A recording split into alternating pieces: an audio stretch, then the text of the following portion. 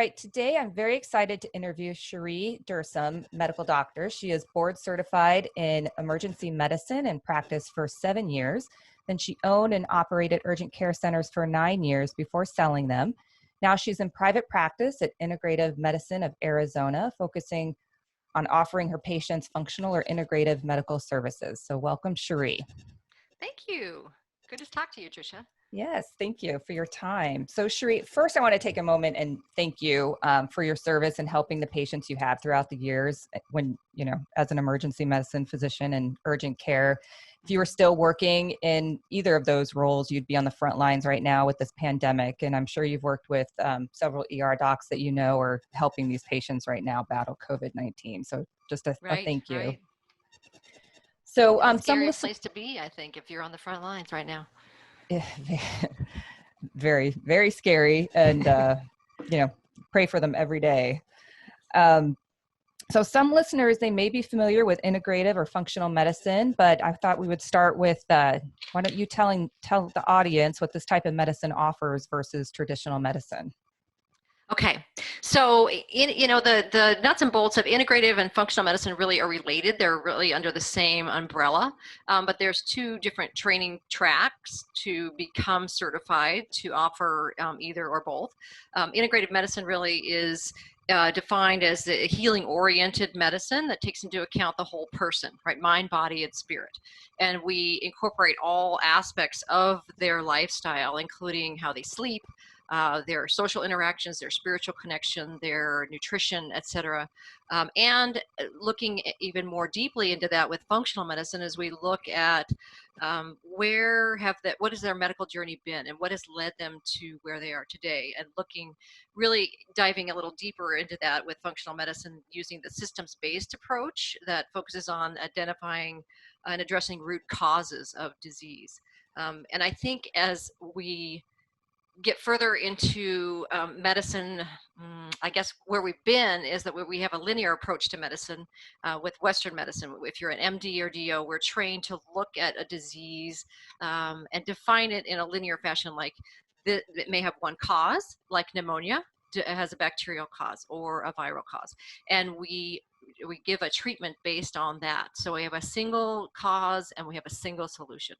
And I think we've gotten to the point where we've gotten really good at that, but we've almost exhausted that in medicine because we're seeing many, many more chronic diseases like heart disease, cardiovascular related to diabetes, and they're intermeshed together. A lot of depression, a huge rise in autoimmune disorders. And those are not diseases that have one cause.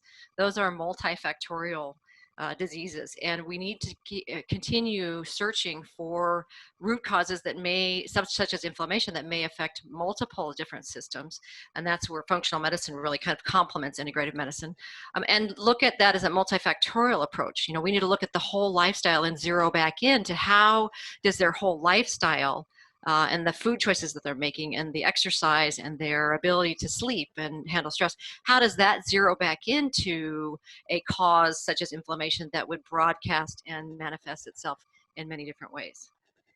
So those two together really complement each other. Well, and looking at your resume, you completed a 2-year integrative medicine fellowship and soon to be board certified. And some may confuse integrative medicine maybe with holistic or naturopath and chiropractic medicine. So please explain the difference between those and the integrative medical practice that you offer as a doctor of medicine.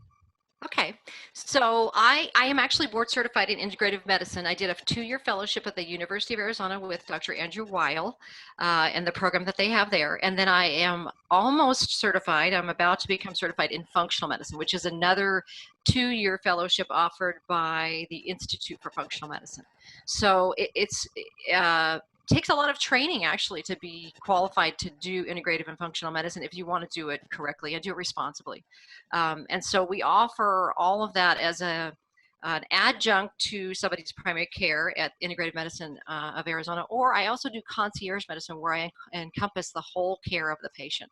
So I use regular medical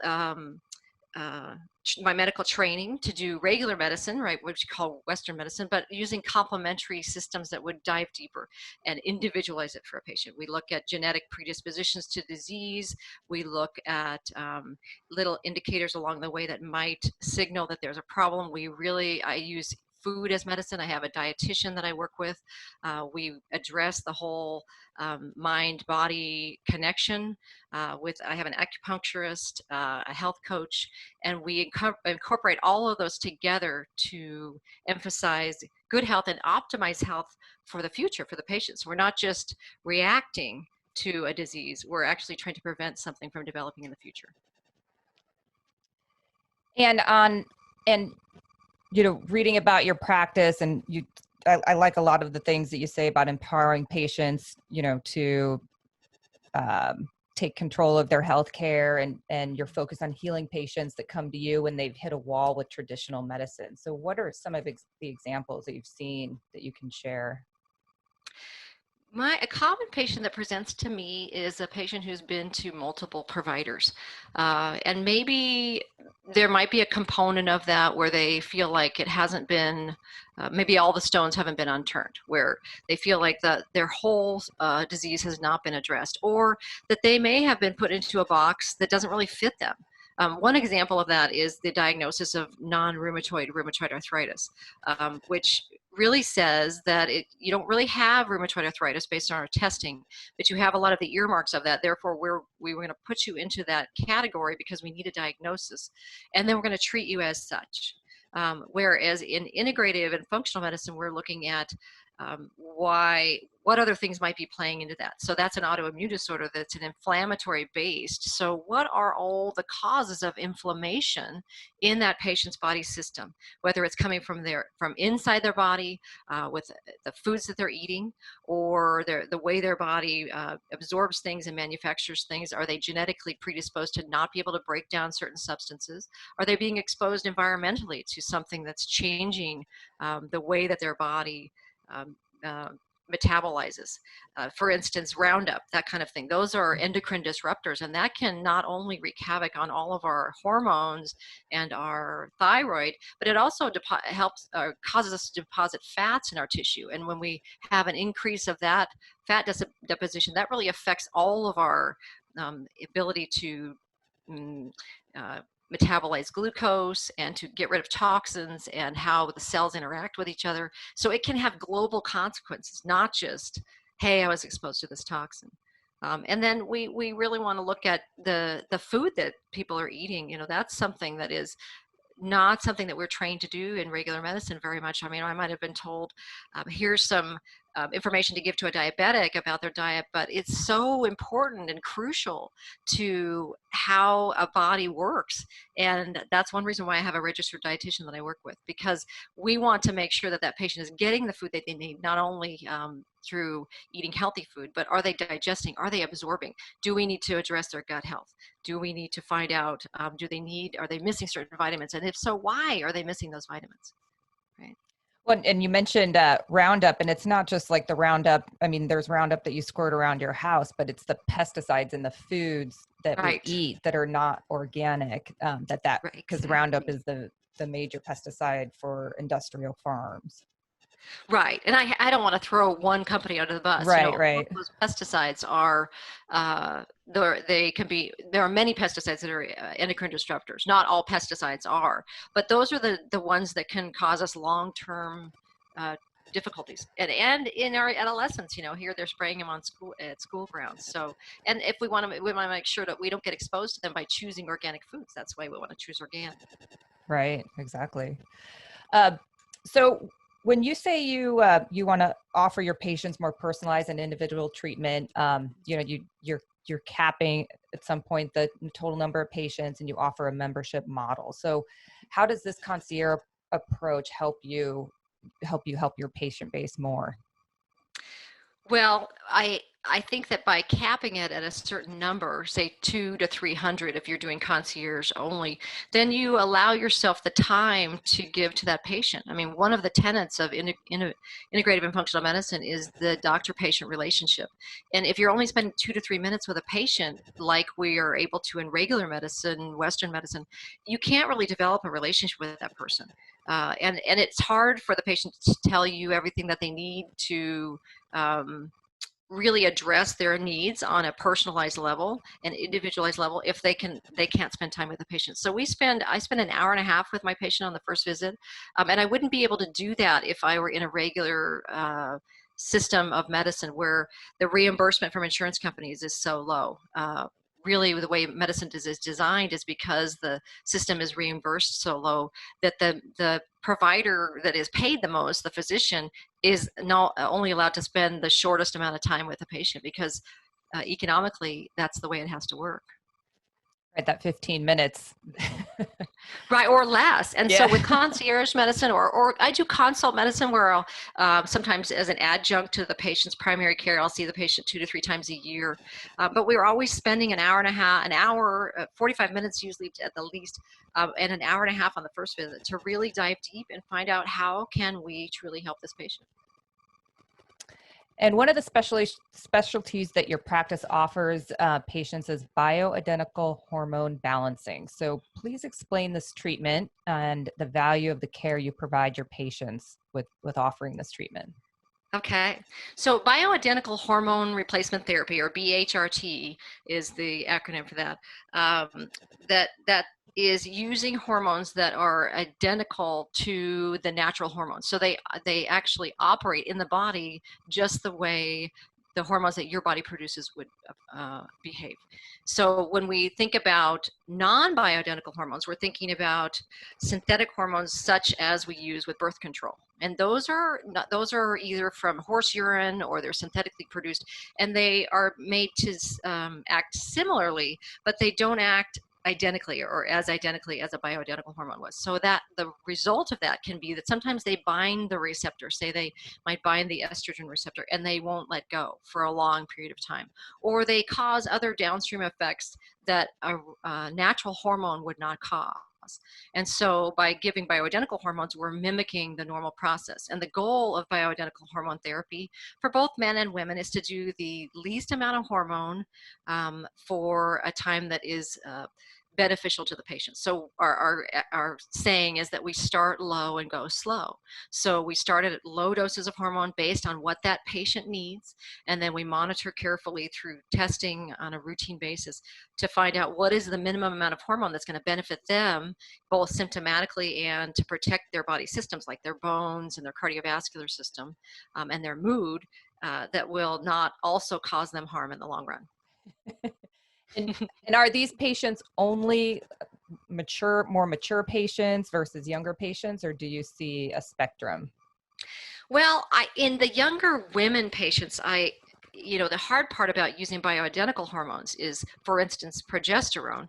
Bioidentical progesterone or progesterone that acts like your normal body's progesterone would promote pregnancy, right? Mm-hmm. So that's exactly the opposite thing you want to give to someone who is fertile, who's trying to prevent pregnancy, who isn't ready to have children or has already had all their children but still is fertile. So that's where you can see the comparison between bioidentical progesterone and synthetic progesterone, because synthetic progesterone in birth control pills is what prevents pregnancy. And so we try not to use anything synthetic. But if I have a younger patient who has polycystic ovarian syndrome, they really have a high degree, that's a whole metabolic imbalance, but also they have a high degree of androgens or testosterone-like hormones. And that really causes many of their symptoms. Things that will balance out, though, that side of the endocrine cycle is progesterone can help with that. So I don't always just see women or men who are in andropause or menopause or perimenopausal.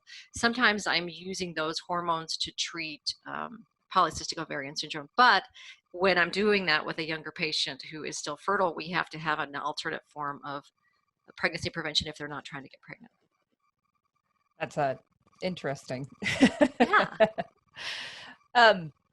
So I think that I do need to sort of pivot and talk about COVID-19 for a little bit, since you have a lot of knowledge and you can probably, give us some really good, valuable information. But in the pre-COVID-19 world, the four killers, defined as heart disease, diabetes, Alzheimer's, and cancer. Um, everyone was saying that's, trying to adopt a healthy lifestyle helps you to prevent and avoid these. And COVID-19 has proven that patients with these pre-existing conditions already are statistically having a harder time fighting the virus than not. So in a post-COVID-19 world, do you think avoiding and preventing these four killers will become a higher priority as just preventing or promoting avoiding them in the first as a first step just for health and wellness, and then receiving this treatment for prevention from a functional medicine doctor versus traditional medicine? How do you see the benefits of that? Well, I think that what we're seeing with the results of COVID-19 highlights how important it is to have a healthy lifestyle. And I think that it comes full circle to what we've been trying to say for so long, and what the integrative and functional medicine promotes, that if we improve a patient's lifestyle and get them to take care of themselves, the body will in turn around and take care of the individual, right? The immune system will be healthier, their GI function will be healthier, their cardiovascular system will be healthier, and they may be less likely, or usually are less likely, to get chronic diseases like diabetes, which really is a multi-system disease. Also, it's not just about blood sugar. And so then that helps us to function better as an individual. And we even use these kinds of parameters in our reversing cognitive decline program that I provide at my clinic, the Bredesen program. What we're looking at in preventing Alzheimer's is all of those things together, because we're decreasing inflammation in the brain. That's an organ in the system that inflammation affects as well. So what Bredesen's research showed is that if you can decrease inflammation in the brain, you can decrease the likelihood that you would develop Alzheimer's. So it really is a global spectrum of disease that is affected, and COVID-19 is just showing that from the immune system status. So if your health is not ideal or optimized, you're less likely to prevent diabetes, prevent Alzheimer's, prevent COVID-19 from becoming a death sentence. Right, exactly. So you mentioned that in your practice you offer other therapies, and you mentioned a dietitian, an acupuncturist, and health coach. What are some of the other treatments or therapies that you offer in conjunction with what, in addition to what you provide to your patients, with some other contractors or partners? Okay, so in diving deep into causes of inflammation, we are looking sometimes at what is the root cause of their GI imbalance, for instance, right? And so we look at some of the genetic cofactors that might predispose them to something like that. Sometimes when we can't solve, with a simple dietary change, we look at testing things like small intestine bacterial overgrowth, or doing in-depth stool studies. So I use a lot of specialty labs that do those kinds of tests that are not offered in the regular mainstream medicine, that give us a great deal of information about what is the health of the microbiome and how can we balance that and repair that, because that has direct influence on not only our immune system, but also there's a huge connection. You've probably heard of the gut-brain connection with the vagus nerve, and so it can affect our mood and our neurotransmitters and the way we process things, and then go on to affect our endocrine system. So I utilize a lot of specialty testing companies that do that, and sometimes we will test things like heavy metal toxicity. I find a lot of patients who have high arsenic, which the main source of that is going to be our food supply and water supply. And arsenic has been shown to be a risk factor for cardiovascular disease. So that's something that I was never taught to look at in regular medicine. So we use those modality or those testing modalities to find those, or even testing for Lyme disease, or other tick-borne illnesses or other viral reactivations that may have occurred because the immune system is depressed. And then also looking for mold. Mold is much more common mycotoxin illness than you would think, and it's also present in Arizona. We're number 5 on many scales in the nation for mycotoxin illness. So when I find those things, we can't be good at everything. So if I find somebody who tests positive for Lyme, I utilize a lot of, there's not very many, but some of the Lyme specialists in town. If we find a high degree of mold, there are some mold specialists in town that I reach out to. I don't do IV heavy metal chelation, so I utilize other practitioners and make sure that there are a lot of great reputable practitioners, which I make sure that I vet them out before I would send my patients to them.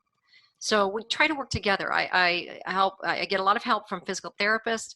Myofascial release is really important in even some GI dysfunction. Chiropractors, we all complement each other. I think that would be my dream for the future, is that we all work together to help the patient with that goal instead of battling. Well, you just gave me a great lead into my next question. So, you and we discussed this interview a couple of times, and you started talking to me about your ideal future medical office that is designed, where you can treat, the full spectrum of wellness care. So just start from the beginning and tell me what that would look like for you. Okay. Well, some of it's changed due to COVID-19. I mean, I think it's really turned things on its ear, because I had dabbled in some telemedicine, but I was forced to do telemedicine when we all were sheltering in place. And it's worked out great. And so it's made me kind of rethink where those things are going, but I still would love to have the kind of single location where many, many different practitioners could come together to solve medical problems and promote optimal health for a patient. So, I used to work at the University of Arizona Health Center, Integrative Health Center, downtown Phoenix, that Andrew Weil had set up. And our model there, I had started out my practice trying to imitate that with the idea of growing. So we had a dietitian, a counselor, a chiropractor, a health coach, 2 acupuncturists, 2 physicians, and then we had some other programs that were going on there, such as, say, Heart Math, where we were helping people to regulate blood pressure and anxiety, different programs that people could come there, and held yoga classes and weight loss courses and things like that. And so I would love to establish something like that that also incorporates a health aspect, or maybe we have a gym area or a multi-purpose room where we could hold yoga classes, teach people to meditate, teach people how to cook, or even shop. A lot of people don't know what is healthy. How do I even go about cooking a healthy meal? Or how do I utilize olive oil in my cooking in a healthy manner? And so I would love to establish something like that that has multiple practitioners, including naturopaths, chiropractors, physical therapists, all of those things together, including the acupuncture, maybe even essential oil specialists. All of those things benefit patients. And so an area where we could all come together to benefit the patient would be ideal. And where the patient could go one place instead of making these appointments all over town. Right. And would that be virtual? I don't know. Maybe that's the model of the future, that it's not even within 4 walls, that some of that has to be in person, but maybe it's made me start to think that maybe we can do that on a virtual basis too. Well, you're not the first provider that I've, spoken with regard to telemedicine, having it be, it was forced as a necessity, but now being able, to integrate it where obviously necessary. I mean, exams cannot be virtual, but, pre or post and continuation of care. And, just so, some of the things you're talking about, like essential oils, that could potentially be something that could be virtual. Just as some thoughts, but I do think telemedicine is now going to become part of medical practices more than it has in the past. Yes, I agree. And I think that's where integrative and functional medicine is really poised to benefit people that way, because we can see or kind of build upon what's been done medically, and really dive deeper and do it from a virtual standpoint, right? I mean, nothing takes the place of seeing the patient if you need to do an exam, but I am able to now see a patient in another state, or maybe another place that's rural, or an area of the country where they don't even have integrative and functional medicine available. And so that's where I think that it's a great setup, where it's only going to grow in the future. Oh, absolutely. I'm excited to see how the innovators use it. So that'll be Hmm. great to watch. So just leave it. So I'm going to start asking some questions Okay. about just some thoughts here. But before we go into the question and answer, I want to have the audience 3 takeaways that you think are important for people to just think about their, start with their functional health. You've mentioned some, but just sort of summarize, what are some of the, like maybe some top 3 things that people can start to do to just improve their health, that you feel are vital to promoting optimal health long term for patients. Okay, yeah, and so many of them are free. The most important thing that we can do, study after study after study, is exercise on a regular basis. That helps prevent cardiovascular disease, helps prevent diabetes, helps us concentrate better, helps us sleep better. It also helps prevent Alzheimer's. So if we can get people out and moving, that is key, number one. And usually it's free. And moving means, that you're doing it on a regular basis, at least 5 days a week for at least 20 minutes. And then at least 2 or 3 days a week, you're getting your heart rate up where you're actually sweating, right? That your heart is pumping. And provided this is something that if you need to be checked out by a physician first, then that's necessary to make sure you're healthy enough to do so. But that's the number one thing that everyone can do. The other thing that's also free is making sure that we're sleeping well, that we go to bed at a regular time that's before midnight, and that you're getting 7.5 to 8 hours of good quality sleep. And then if you're not, addressing why that is. Many times when people wake up in the middle of the night with many things on their mind, that's anxiety, that's a busy mind. And things that can help that are also free. Meditation, breathing exercises, exercise helps that, and making sure that you're eating a healthy diet, and then doing those kinds of things that are self-care, that you're things that just bring you joy, for no other reason than to just spend that time doing something that brings you joy. And then eating healthy, eating a healthy diet. You mentioned eating organic foods so that we're not putting other pesticides into our body. Grass fed, the reason we want to eat grass fed beef, if we're going to eat beef at all, is because that has a higher omega-3 content. And we know that omega-3 fatty acids help to promote healthy cells, decrease inflammation, can help decrease cancer, lower your cholesterol, etc. Many, many things that they can do, help your brain function. So that would be one thing. If you're going to take a supplement, if you're going to take one supplement, that you should take omega-3 and make sure it's a high quality omega-3 fatty acid. Well, thank you. Thank you. So looking into the future, 3 to 5 years, or it can be longer, but that's kind of benchmark I throw out there. Where do you see the practice of integrative and functional healthcare heading? Well, I see it as only expanding. I think there's such a drive for patients who are looking for that they're almost like they're starved in regular medicine for a doctor who spends time with them, a doctor who is actually finding out who they are and what their values are and what their lifestyle is like, and how they can individualize treatment for that person instead of trying to fit them into a box. And I think that as time goes on, and during my training, I've seen more physicians wanting that. We graduate from medical school and do our residencies, and we're provided certain tools in our tool belt. So we go out there with our tool belt and we try to use some of these things, and then we start finding that they aren't working, or they're not working in all patients, or they don't work the same in this patient or that patient. And so that brings a physician to the point of, hey, maybe I need to find other tools. And so we have droves of physicians who are trying to get trained in integrative medicine, who are trying to even incorporating that into their daily practice, and functional medicine as well.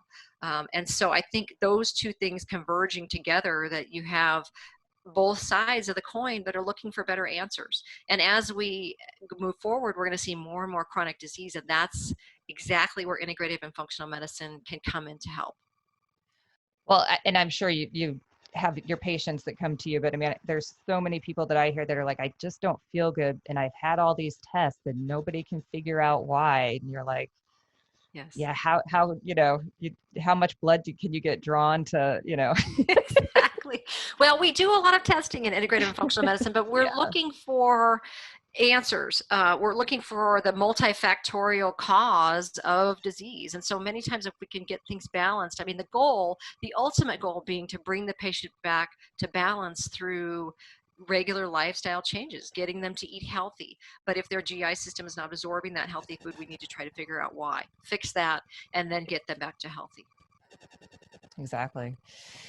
So, as you were thinking about this practice, obviously some things kept you up at night with regard to, the current healthcare industry and patient care. So what was maybe the couple things that, really ignited this passion for you to start this practice? Well, as an emergency physician, I mean, you really, really are on the front line of what is the lack of healthcare, right, in the U.S. because many people are using the ER as their primary care, or you see the final end result of a lifelong poor choices, and that they, here they are in cardiac arrest, and it's usually not something that happens overnight. It's a long-term system whether they have not exercised and not take care of themselves. So I started feeling like we were seeing younger and younger patients having heart attacks. And that's not what I was taught in medical school and residency, that if they were over 40, yes, but if they were under 40, it probably wasn't their heart. We just need to check some things and make sure. And then I started seeing people in their 30s having an MI or a heart attack right in front of my eyes, and think, they didn't have, they weren't somebody who did cocaine or did something that would obviously put them at risk. They were just younger and younger patients getting sicker and sicker, and more people with diabetes. And I thought it was frustrating to me. What can I do that's different? And when I owned an urgent care, we had a naturopath that came and rotated through our clinic to get some extra experience. And I was just fascinated by the way she spoke. And she would address the diet and ask them how they were sleeping, and ask them about their support system and their social interactions, and their stress level. And I thought, wow, that is wonderful. I want to learn that. And so that's where and I decided that I needed more tools. And I went and got trained in integrative medicine, and I'm so glad. It reignited my passion for medicine. I feel like I'm really helping people. It's positive, and I get to have a relationship with my patients. Absolutely. And I think they can, start to depend on you too, because then they can trust that, they can say, I'm having this problem. I have no idea why or how. And I've gotten all these tests, but, can you help me? Well, and some of the things that concern me about the COVID-19 that have kind of brought things to light is that, this has been a slow erosion of the medical system over 20 years, where insurance companies are not willing to put much money into the care of the patients, and so we see that translated in the medical system as we need to have providers that don't have as high a salary. So maybe we have people who are not as highly trained out there on the front lines taking care of the patients, and we change our model so that the most highly paid provider, the physician, spends the least amount of time with the patient, because financially we can't. That's where the system we have to work within. It's even translated into what I see as they don't want to pay for as many tests, even things like vitamin D. And you have vitamin D receptors in almost every cell of your body. We should be testing that on a regular basis. Many insurance companies won't pay for that, and then they pass that down to the patient. And so with the COVID-19, so what my point was is that maybe we don't have the highest trained scientists or the highest trained individuals making the medical decisions that need to be made, that are not there. They don't have the time. They're not hired. They're not the ones on the front lines making those decisions. And that has been the same here with COVID-19. Science matters, and we need to make sure that we're looking at the science. I think my biggest concern is in this development of the vaccine. We have stepped aside from the World Health Organization, and so we're no longer part of a world effort to develop a vaccine. So that that's something I think we should be part of, having the world's top people who are trained in science, who know medicine, coming up with a vaccine that is safe and effective. And we are trying to do that on our own as a country. And do it quickly and maybe cutting corners. And how is that going to play out? And something that keeps me up at night is I see the use of the vaccine. The number one use would be to determine whether we can open our universities and send our children back to school. Are they going to be required to have a vaccine to attend school? And are we going to make them do that when we don't know if it's effective, if it's safe, if we have the best people choosing and designing this vaccine? That's scary to me. Well, it would be even more scary if there isn't a vaccine, or if it doesn't True. happen in 18 months, because vaccines are tricky and they take time, and sometimes there isn't one. Right, and that may be the case, or like the influenza vaccine, we change it every year, and that may be the case with coronavirus. These viruses are smart. They find out our weaknesses in the immune system and change accordingly. Yes. So Cheri, thank you for that wonderful interview. Now this is a Q&A. So these are some more personal questions, but what was your first job? My first actual job where I got a paycheck, I worked at Dairy Queen in Glendale, and I worked the drive-through. I was 15 and a half, and it was a great job. I had a fun time. And lots of free ice cream. Well, and we used to have a joke as when I was in high school, everybody, most of us worked from my generation. We all had jobs at McDonald's or, fast food restaurants or Coco's or things like that. I'm not name dropping, but these are just some of the places where my friends and I worked. And we would have lunch conversations about our uniform. And we all had to have a uniform, right? That's usually consisted of polyester something, polyester pants or polyester skirt or something like that you would never be caught dead in on a regular basis. But we all had that. And, that was part of what we did. What would you be doing for a living if you weren't practicing medicine? If you could even imagine not practicing medicine for.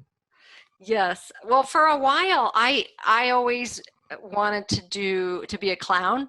And I talked to people about that. Maybe when I was in college and it was hard, I studied biochemistry. If I could just go to clown school, that would be so much more fun because I would love that. But I realized I was a clown at the University of Arizona. They have a spring fling every year. It's a carnival with rides, etc. So I was a clown during college, and I terrified children. They would run from me crying, and I didn't realize that clowns are really scary people. So I don't know. I always thought that would be fun until sometimes you think that, right? Until you actually do it.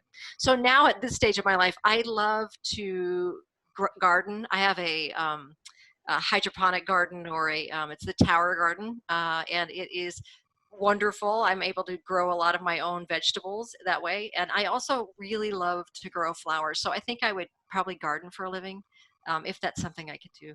Oh, that's wonderful. So who are you reading or listening to right now for news, information, or inspiration? Good question. Well, try to hear a lot of that. I try to listen to all the different major news outlets about COVID-19 to try to understand everybody's point of view. So, some of the big ones like Fox and CNN and MSNBC for those kinds of information. I still, when I'm looking for information about medicine, I love listening to Mark Hyman, who is a big functional medicine physician. Andrew Weil is still a big influence. So I like to look at their advice, or functional medicine doctors like Amy Myers. She's wonderful and really has the ability to explain things that are complicated in a way that all of us can understand. That's nice. So what is the one thing you do every day to maintain your health? What is your most self-care thing that you like to do? I exercise just about every day. I think sometimes I wake up just like everybody else and I don't want to get up and go exercise, but it's so important, and I feel so much better when I do. So I was always someone who did spin class at the gym, and when the gyms closed, we decided to make our own gym in our home, and I got a Peloton bike, which has been really fun because you get to see people from all over the United States who are riding with you. And so that's something that I've tried to maintain because it's important. And also getting outside and making sure that we interact as a family. Social support is so important when we're going through stressful times. So making sure that we all are communicating and spending time together. Those are two of the big things that we've done, or that I have done for myself and my family. That's great. So I love this question, and I sort of change it for each person I interviewed, depending on, you know, who they are and what they do. But do you think a person is born with the gift to heal and then trained technically, or are good physicians only created through training? I think that that can go both ways. I think that anybody who goes to medical school really has the desire to help people, for the most part, and an inquisitive mind where you want to investigate and find answers. Those are things that are necessary to even want to go to medical school, because it's a very rigorous, long training. But I think in the training process can really change you as a person. Some folks, or some medical schools, or even just people that I trained with, made it a point to write about why they went into medicine right when they started medical school, and to compare that to why they're in medicine when they graduate from residency, and see how much that's changed. Because during your training, if you're treated with disdain, or you're in an abusive program, or you're trained by attending physicians who are apathetic and don't really want to investigate things further. They just want to go with the status quo, or they're not very happy in medicine. You will probably adopt a lot of those attitudes, and then that's going to affect who you go out and choose to practice with. If you're going to practice in a big group like a gastroenterologist, you might choose a group that has that same culture. And so I think that to be a good physician, it has to be a mixture of the two. And sometimes after residency, we have to undo some of the things that we've learned, maybe attitude-wise, to be a good physician. That hands-on teaching training with other physicians in real life from school must be an interesting transition. Yes, well, and if you're in a training program, there are many out there that are just, they treat the physician as that we would want to be treated ourselves and our patients. And there are some fabulous programs out there that are very supportive of the physician and of the patient, and teach you really to be a present and passionate provider too. Well, I'm grateful for your gift and many like you that help us. So thank you. Well, thank you. So, what type of patient should come to see you? So any patient who would like to optimize their health, who feels like there are some changes that they would like to make that they're not able to go forward on, or if they would like to look at some of their genetic predispositions that may be putting them at risk for multiple diseases, we look at that and help to modify changes that way. A patient who has been to multiple providers and feels like there really is just something wrong that has not been diagnosed. And the treatment they're utilizing is not really helping them, and they feel worse and worse and worse. I get that a lot, and so we really can help that patient work through those things. Autoimmune disorders, you mentioned earlier bioidentical hormone replacement. I do that, and I always say, it's never just about the hormones. It's always multifactorial, even just with hormones. If their lifestyle is out of whack, we are working on all of that to balance those. And then we see a lot of patients who have digestive disorders. I do a lot of work with, abdominal pain, bloating, SIBO, IBS. SIBO stands for small intestine bacterial overgrowth, and any of those kinds of digestive things. Rashes that have not been healed, we want to find a reason for that. Thyroid disorders that they feel like are not being managed properly. And then if someone has a family member with Alzheimer's, wants to find out what their risks are and can mitigate those risks, or they are having early memory problems, we have a program for that too. Well, that's great. So how do patients make an appointment with you? They would call my fabulous nurse, Debbie, at 480-621-8638. And you can also visit my website at www.integrativemedicineaz.com. Well, thank you, Cheri. Thank you for your time. Thank you, Tricia.